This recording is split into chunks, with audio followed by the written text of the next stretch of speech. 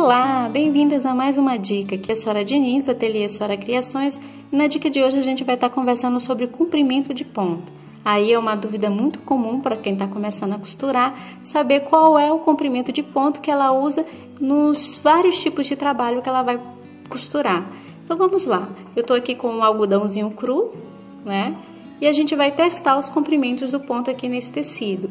Vale lembrar que cada máquina, no manual de cada máquina, vem ali uma indicação do tamanho do comprimento do ponto adequado ali para os tipos de tecidos que tá ali naquela tabela. Mas o importante mesmo é você sentar com um pedacinho do tecido que você vai trabalhar e testar o tamanho do ponto que vai ficar melhor ali para aquele tecido. Eu vou botar aqui um comprimento bem pequenininho para esse algodão cru aqui que eu tô. Você vai perceber aqui como é que ele se comporta.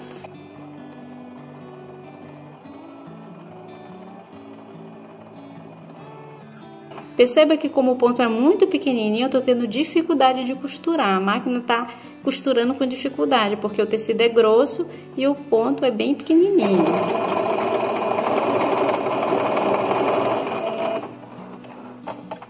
Aqui, ó. O tecido ele vai enrugando, dando uma enrugadinha, a máquina vai tendo dificuldade de costurar o tecido porque é um ponto que não é adequado para esse tecido. Vou aumentar aqui.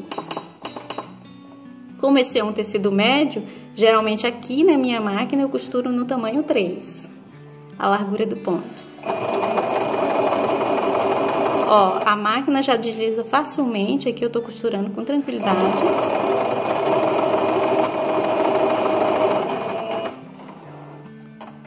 E aqui, ó, os pontos ficaram mais harmoniosos, bem espaçados, bem bonitinhos aqui para esse tipo de tecido.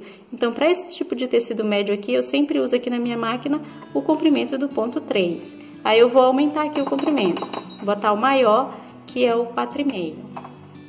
Vamos ver como é que se comporta aqui.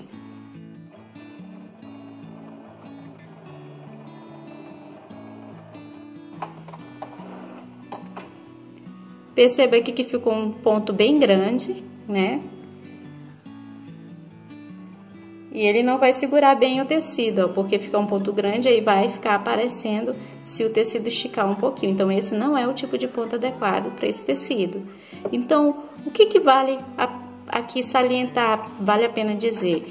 Que quanto mais fino o tecido, menor é o comprimento do ponto. Se é um tecido médio, você vai colocar ali no intermediário, 3, ali você testa na sua máquina, você vai vendo qual que vai ficar mais adequado. Se é um tecido bem grosso, você vai aumentando o comprimento do ponto.